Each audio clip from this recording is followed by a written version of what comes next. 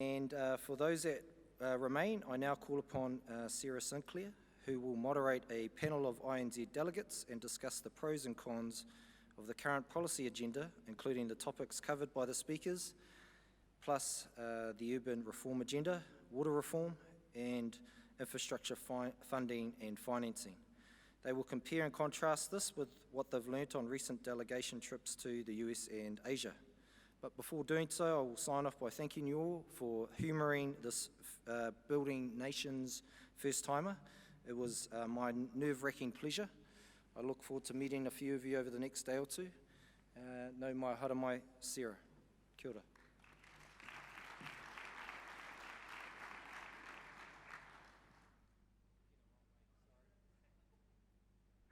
Oh, is that Slido?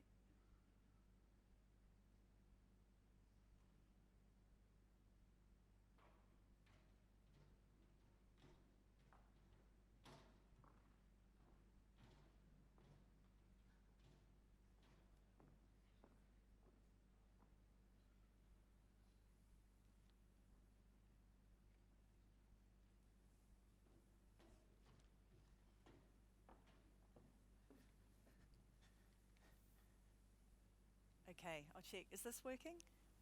Yes, great. So, kia ora, e te whānau infrastructure, and welcome to this panel. If I actually just quickly whip around and get everyone to introduce themselves. I'm Sarah Sinclair, partner at Minter Ellison Rudd Watts, and now announced on the Infrastructure Commission. But I'll just get the panel to run through who they are too. Good afternoon, Carl Nicholson from ANZ Bank and run Resources, Energy and Infrastructure. I'm Nathan Johnson, a corporate and infrastructure partner at Russell McVeigh. This is Manalu from Industrial and Commercial Bank of China, New Zealand. I'm taking care of all the front business. I'm Andy Matthews. I'm CFO at Wellington City Council, and I'd just like to thank Oliver Hartwich for his rates. So the topic of the panel was focusing on the national policy agenda, by which we take to mean all of the various initiatives that have been discussed this morning, and some of them were just listed. But we're looking at this particularly in the context of the lessons learned from the recent Asia delegation that Infrastructure New Zealand led. And so for those that don't know, the 2019 Infrastructure delegation went to Singapore, Hong Kong and China, and there was a particular focus on strategic planning and delivery of infrastructure. So the point of this panel is, what did we learn and how can we apply it?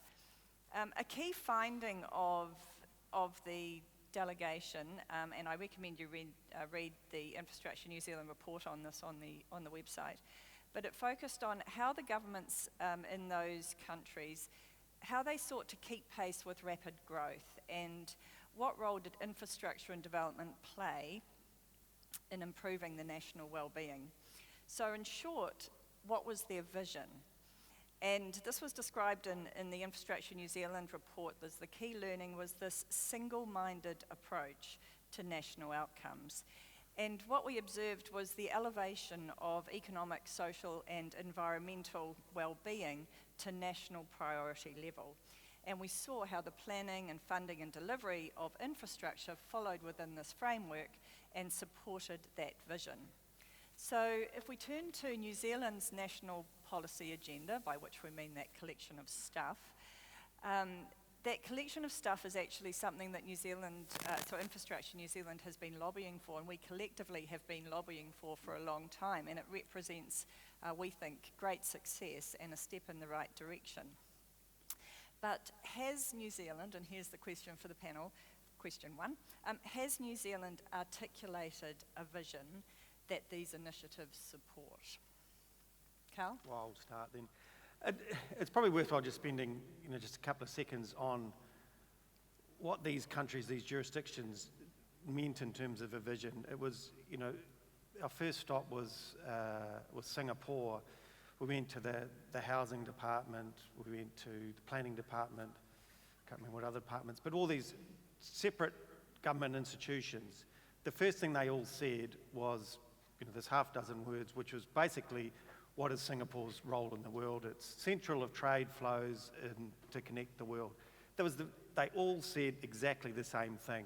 We had the same thing in Hong Kong, where they were saying Hong Kong is the point of the region of the whole, the Greater Bay Area and the commercial and economic development. So underneath that, they then had each of their housing agenda, their transport agenda, etc. But it all had to feed into that. I guess, from me as a lifelong New Zealander, it sort of struck me that was something, sort of as a kid, I remember growing up and we were kind of, a country of farmers that liked a bit of rugby. We're sort of, the country's moved on quite a lot. I mean, I actually a bit older than I look, but it has, we've had this urban move, people moving into the cities. We've now got over half our GDP comes out of the services sector. I think as a country, I personally feel we don't have a vision of who we are as New Zealand. We have a lot of different ideas and a lot of things we like, things like the well-being agenda, etc. We all like them, but there's no central collection of what that vision is. But. It's interesting, isn't it? Because we talk about I suppose, a planning policy, but what was quite visible and consistent across Asia is the fact that their vision wasn't just a construction or infrastructure or economic vision. What was surprising to me, and perhaps because naively I didn't expect it, their vision was quite humanistic. There was an innovation focus, there were healthy communities, there were a lot of sustainability, environmentally friendly visions in there. Yeah, I didn't expect it. It was really nice to see, because then that, I think, set the investment criteria for them when they were looking at different projects and how they would allocate capital and sequence projects. Amanda, you've lived in both jurisdictions. How do you think they compare? Well, each country or region may well say that we have a strategy, we have a plan, but what I see the difference is how those visions, those missions or the purpose are deeply instilled in everyone's mind. If you ask any school students or private sector staff or just anyone passing by on the street, they can tell you a story of the vision the country carries moving forward and how they connect themselves to the future. So that's what I see as a real vision. You align the vision, the purpose, the value with your people and with all the sectors and industries. So which I don't see that happening in New Zealand. At the same time, though, we shouldn't beat ourselves up about that. We don't do collectivism very well in New Zealand. It's not in our DNA really. So the transition that we need to make from, quite an individualistic society into one where we've got that broader strategy and vision is it's quite a big step. And given it's unlikely we're going to get the big bang in terms of creating that, it needs to be an iterative process. And I think generally, in terms of the policy agenda, we're starting on the right path. We're probably starting about halfway up, and we've got to backfill that strategy and vision a little bit to get that broader collaboration, that we need at a national level. I mean, we just heard Peter talking actually about the impact of the Living Standards Framework and the Wellbeing Agenda on what the Ministry's doing, Ministry of Transport. Is that enough, and whose job is it actually to articulate this vision? I was, sorry, I'll jump in. I was really pleased to see that. I thought, that was great, and that really looks, all together and conjoined for transport. But transport's just one priority in infrastructure. I mean, infrastructure's a whole lot of things, health, education, et cetera. And one of the other things I saw, we finished our tour in Shanghai. Shanghai's 20 million people. We talk about, we use excuses a little bit in New Zealand. One of the excuses, we don't have population and we've got to make choices. the first morning in Shanghai, they talked about choices they had to make as well, and a lot of theirs was around environmental choices and things as well. So until I believe we have a complete overarching, overall things, a vision, and maybe I'm being a little bit naive and and hoping for this, but then it makes the politicians' role a lot easier in that they can just, it's a bit easier for them to decide to compare a transport project versus a health project or something like that. I mean, how otherwise do you compare? Mayfern, whose role is it? What's your role? That's interesting, isn't it? Because we couldn't agree when we were having a chat earlier. Firstly, there was no natural person that came to mind about whose role it was to set this vision. And then when we volunteered our sort of perspectives on who it might be, they didn't necessarily agree. I naively thought that maybe we should be throwing out a challenge at the end of the session that for the next election coming up, each major political party should prefer as a vision. Because if there is no vision, then what are you buying into? And the others sniggered, so I thought, oh well, we'll just see. But at the same time, it's pretty crucial that that vision surpasses political cycles, right? Yeah. So, in terms of who's responsible for us, I suppose everybody. I think that at the local government level, we've got a responsibility to make sure that we can instill confidence in both the public and in central government that we can deliver. And I think there's a discussion to be had about thinking about the discussion that was the panel this morning and Mayor Steve Chadwick's comments. I think that it's important that we have the conversation about at what levels it's appropriate for local discussions and localism, and at what level there's a good rationale for some more regional and national solutions, and that includes building up that strategy. And people, and here in New Zealand, we may easily debate that things may not work the same way with Asia. But when we visited all this Singapore, Hong Kong, Shanghai, and Beijing, we see phenomenal educational hubs and informational hubs, educational hubs to help people to understand the national strategy, to help people to have those exciting multisensory experience on exploring the opportunities, exploring the options, and having themselves as part of the story, helping themselves to shape the story of the country. So I think we have no reasons to hide behind to say this is the different regime, so things don't happen. But don't forget the huge amount of public consultations, the educational work that all those Singapore, Hong Kong, and China has done for the past. And they have shown the tremendous physical change of the past, present, and future. So which also leaves people confidence on what is going to come in the future. And that was, it reminded me when we were in Xiong'an, they had this big exhibition hall, and as you've said, Amanda, multimedia, I suppose it was a model of what the city could have been, and it's easy for them because they've got 10 million people, so build and they will come. But the exhibition hall didn't just show what the city would look like, it showed how people could socialize, could be with their families, didn't have to travel very far because whilst it was a 10 million person city, there were little hubs that people could build communities around where education would be. And I must confess, I thought that was a really good way of them to get the social license to operate.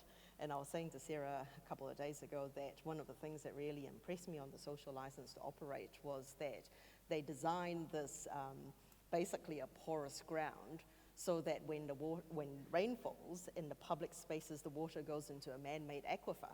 And in the times of drought, they've got ready-made water just sitting underground that they could release. And I thought, what a nice, this was actually saying to people, here's a new city. It would achieve our vision for Shanghai, I think it was.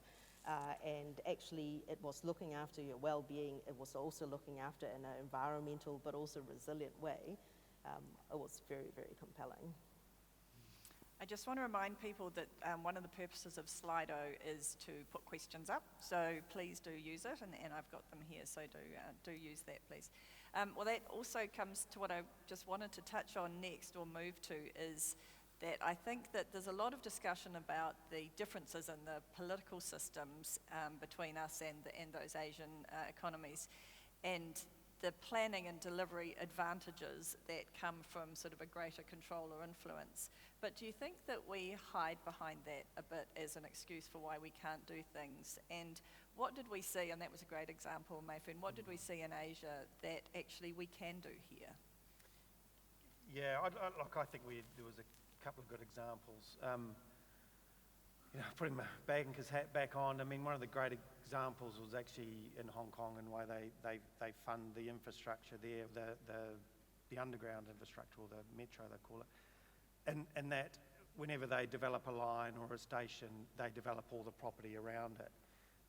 Now, how can they do that? Well, they effectively own the property around it, and then they develop it by taking it out to developers, et cetera, and then reaping the rewards from that.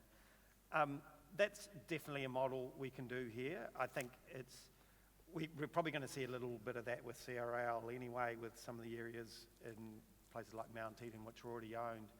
I personally believe we need to go a step further, in that we don't like using powers like compulsory acquisition in New Zealand.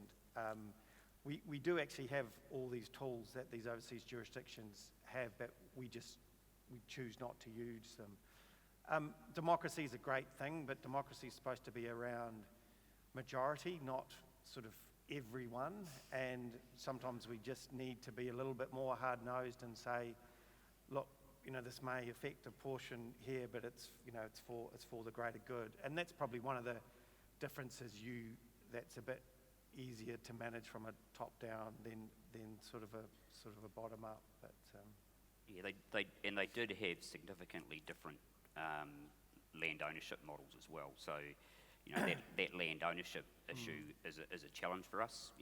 With most of our land effectively in private ownership.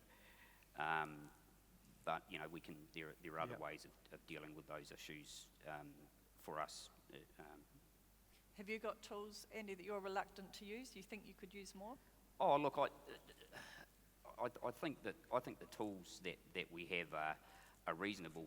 I don't necessarily agree though with the Productivity Commission's draft report view that the property tax model that we've got is broadly sound based on the fact that it's simple and economically efficient, because I don't think that economic efficiency necessarily transfers to economic sufficiency.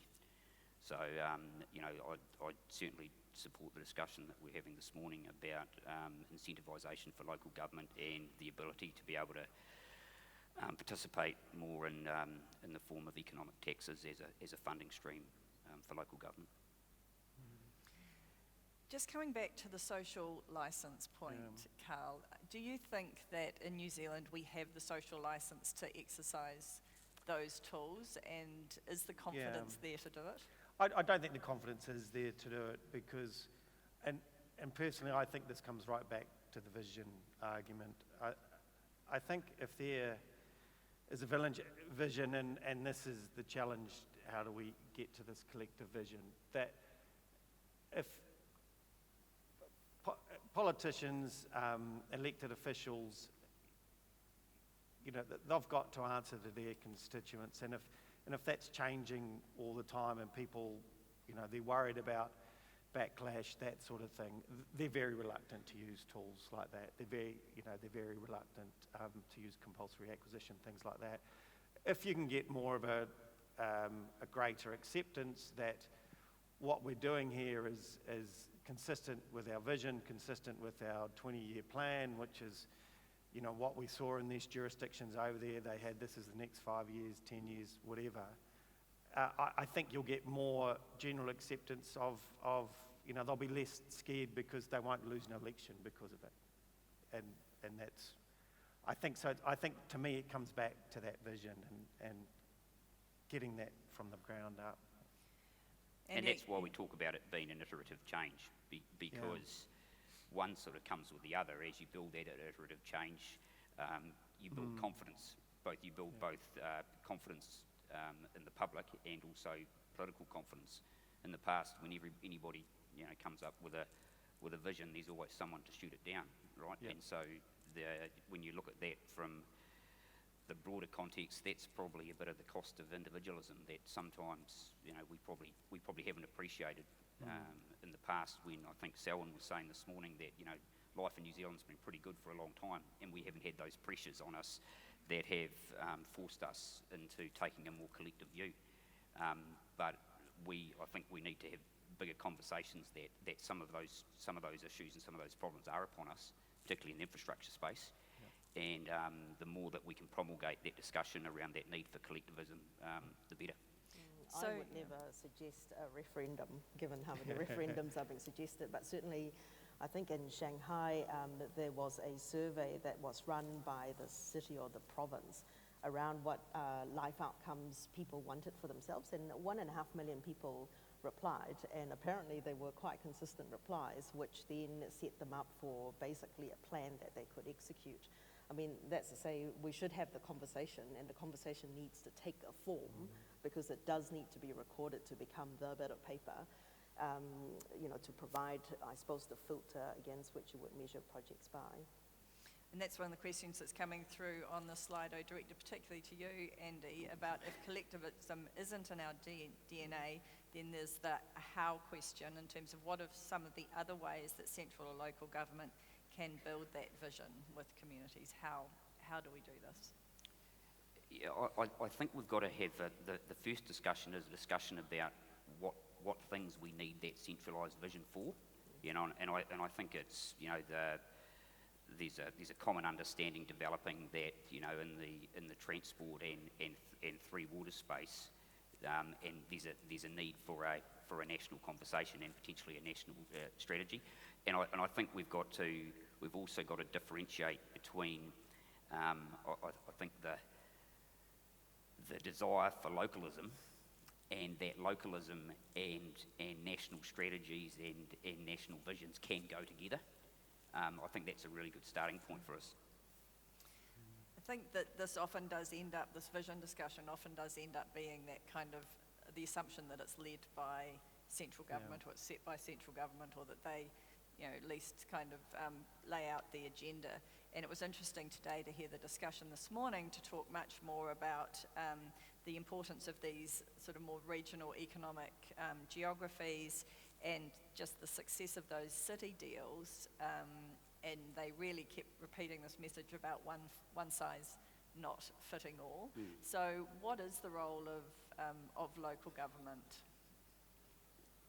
Well, it's one of making sure that we don't get. I think we've got to make sure we don't get carried away with patch protection, and that economic geographies consideration is really important, because I'm not necessarily convinced that the process that you have where the squeaky wheel gets some funding, from central government is sustainable in the long term. So we need to be happy and confident about delivering strategies that are aligned with that central government vision, and then with that we build confidence with central government. Central government builds confidence in us.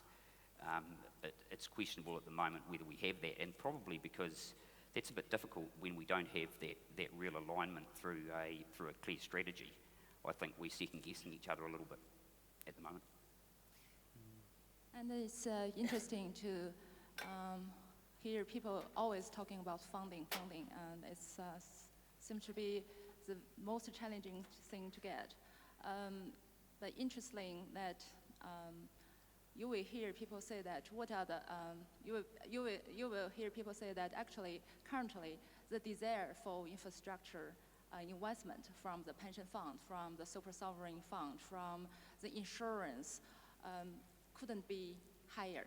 the desire for all those infrastructure assets couldn't be here. And this actually drives the asset value up. And on the other hand, those funds always say that we can't find the best quality deals. On the other hand, people say we don't have fund. So how can we bridge this gap? How can we have this predictable, consistent pipelines which are in alignment with the policies, the visions, I think are the keys. So for the funding part, I don't see it an issue.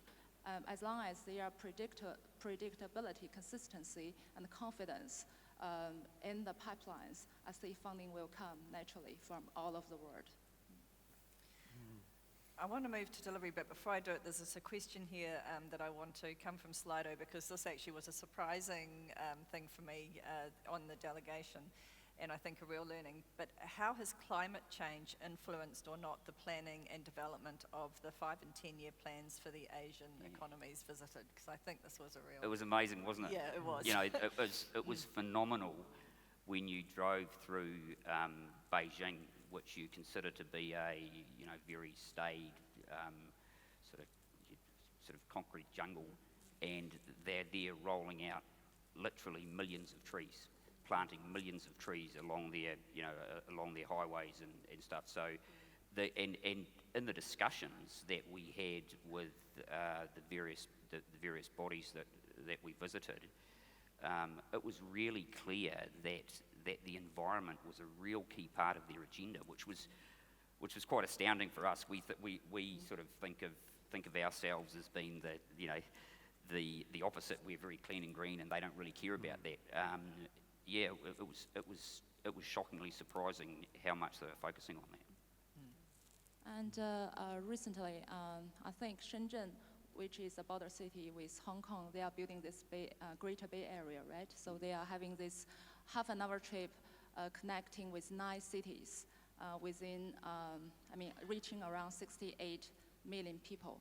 And Shenzhen, as a typical reformed city of China, it recently announced that they will cancel all the other buses. They will all use those electric buses in the entire city.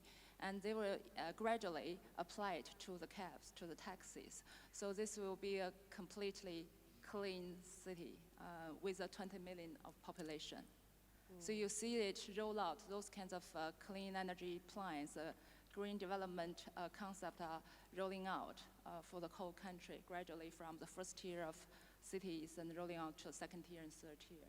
So as long as they identify the issue, they will have this strategy implemented and to change the current situation to become better. Yeah. And the advantage being that they can deliver it quick. I think it was really interesting, picking up on Andy's point around how quickly they're changing their structures, and Amanda's point on EVs. Firstly, Beijing's not what I remember it to be 8 years ago. There was no smog, it was crisp, it was clear, and the roads are mightily dangerous because they're all EVs and the cars are really quiet. Didn't know which direction to look, and it was I suppose a very real reminder of how quickly EVs has been adopted.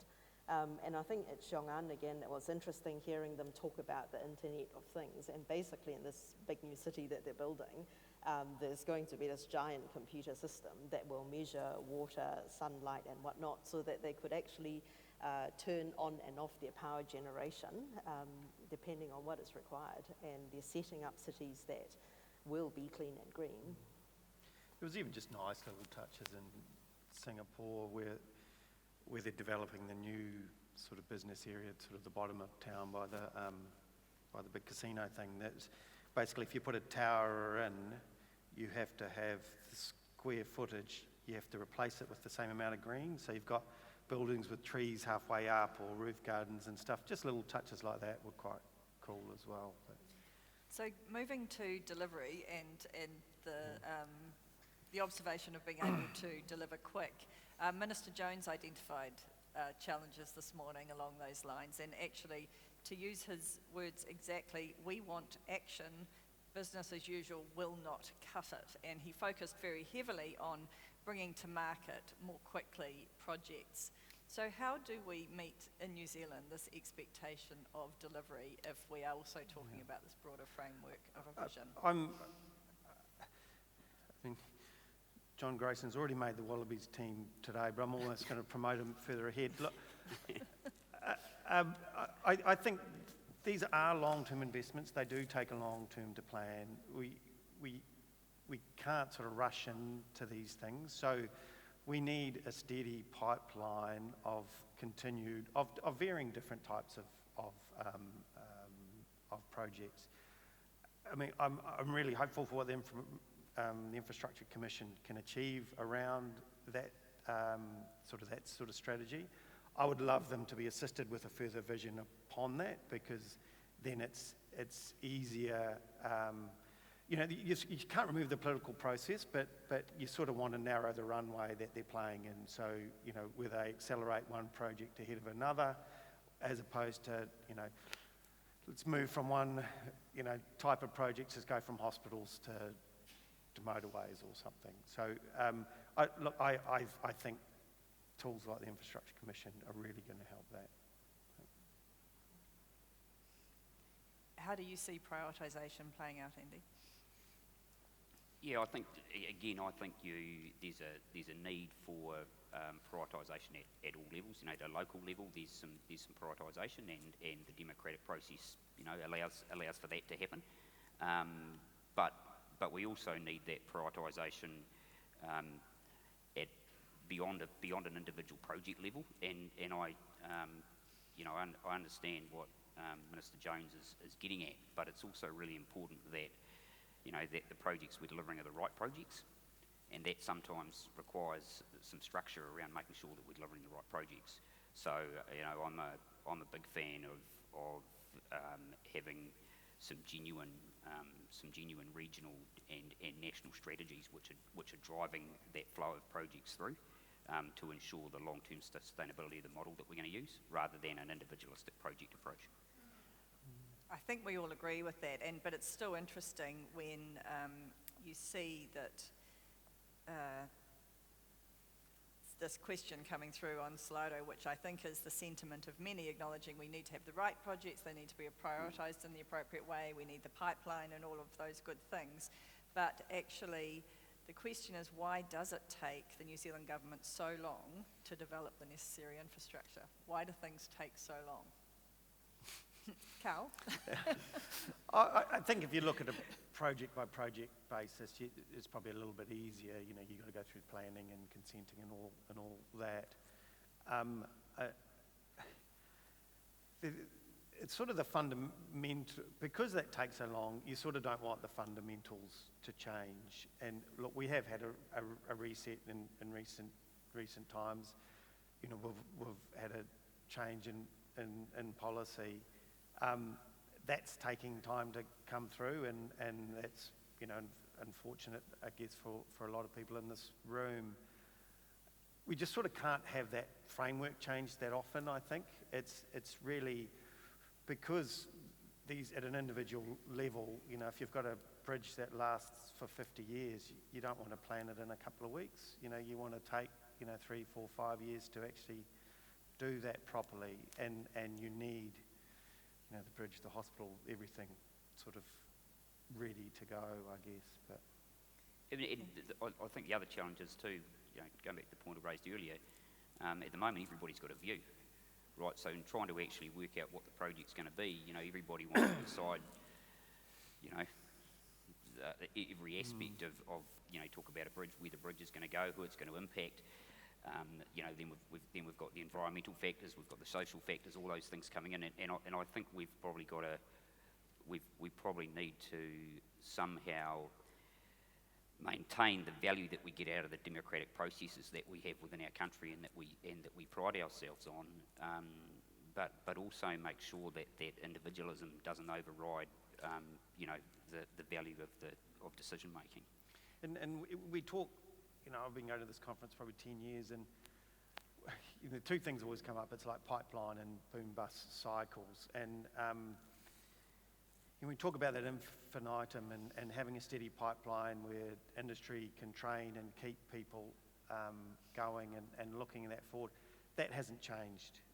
That will continue never to change, and it's not just people swinging hazards, it's hammers and shovels, it's in the professional services firm, it's in government itself as well. So, you know, we need that sort of longer term sort of view of things, the 20, 25 years. But So just on that, a question on the Slido is basically, is our long-term enough? And with the intrinsic in the Asian cultures, with the longer term sort of 50 to 100 year view, is our long term of this anonymous person says 5 to 30 years, is that just too short? Is that long term enough? someone said to me once, you know, at local government level, we do 10-year plans, we just change them every 3 years, but yeah, so I don't know. Yeah, look, I think you've got to start somewhere. You know,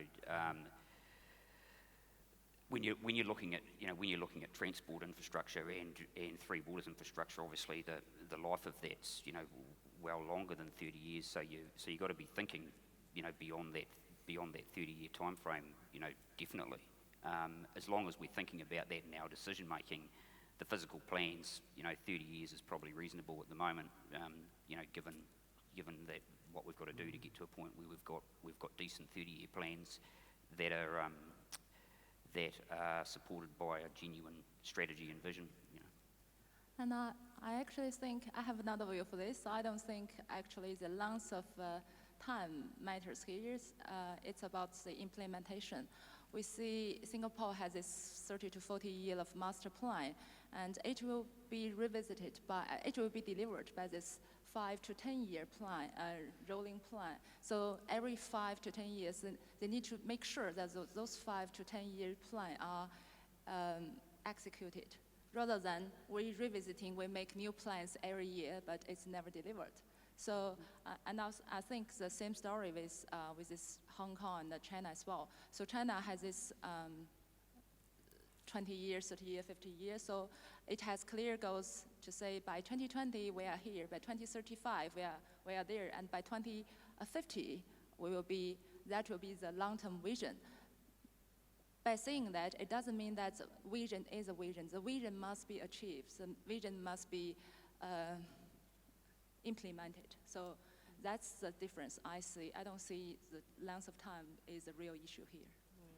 I also think it's cultural, that we can't move from 3-year plans to 100-year plans, because if we don't even follow our 3-year plan, the 100-year plan, no one will really pay much attention to it. So I suppose that's just me thinking it might be that one day we do have a 30-year plan or a 50-year plan. A part of me says that actually we don't know what 50 years, you know, what it would look like in 50 years' time, so let's not bother. But the other part of me goes, if we are consistently executing 3, 5, 10-year plans, 30-year plans will become very natural. The other challenge that Minister Jones put up was around the challenge of attracting capital and resources. And so how do you think that the planning and these elements of the national policy agenda, how does that help or move towards actually assisting with the attracting capital internationally and also attracting and building resources?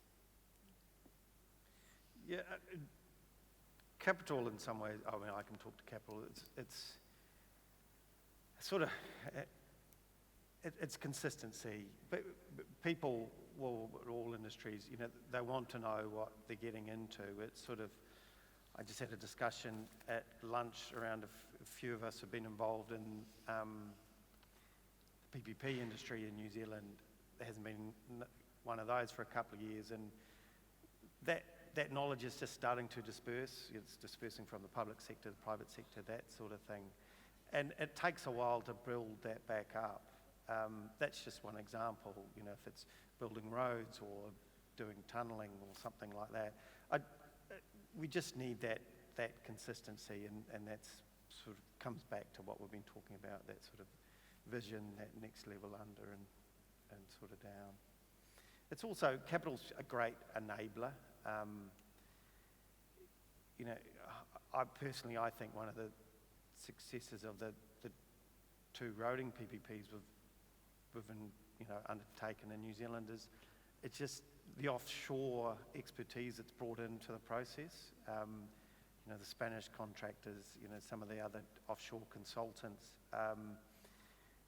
When they look at a country like New Zealand and they look at just the next contract, they say, well, we can't go up against a Fletcher's or a Fulton Hogan or a Downer. But if it's a different process and something they're used to seeing in the rest of the world, they say, well, we've done the last, 5 hospitals in Australasia. We could have a decent crack at this. So. And I can share a joke with you for this. Someone used to tell me that, do you know where to invest your capital?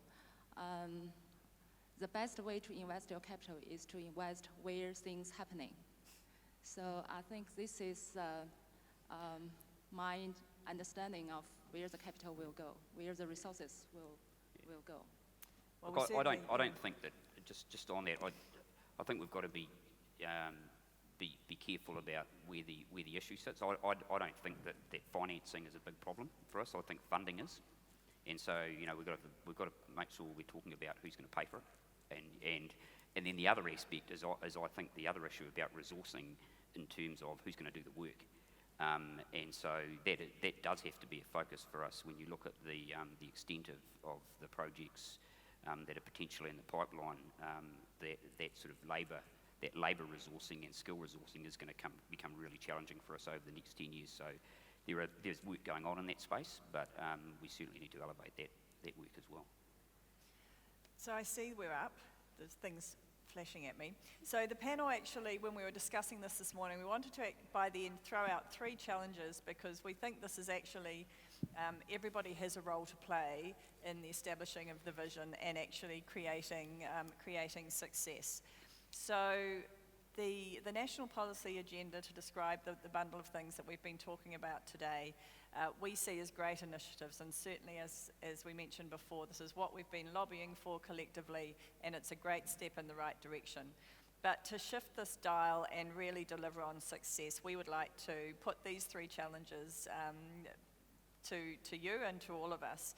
And the first is to play our role, each of us, in the leadership to articulate and deliver on what is New Zealand's vision.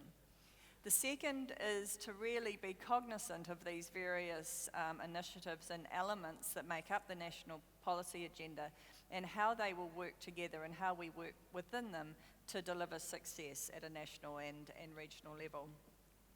And finally, the opportunity around just the better alignment of central and local government and the right balance there to deliver success and to deliver a successful New Zealand. So thank you all, and thanks to the panel.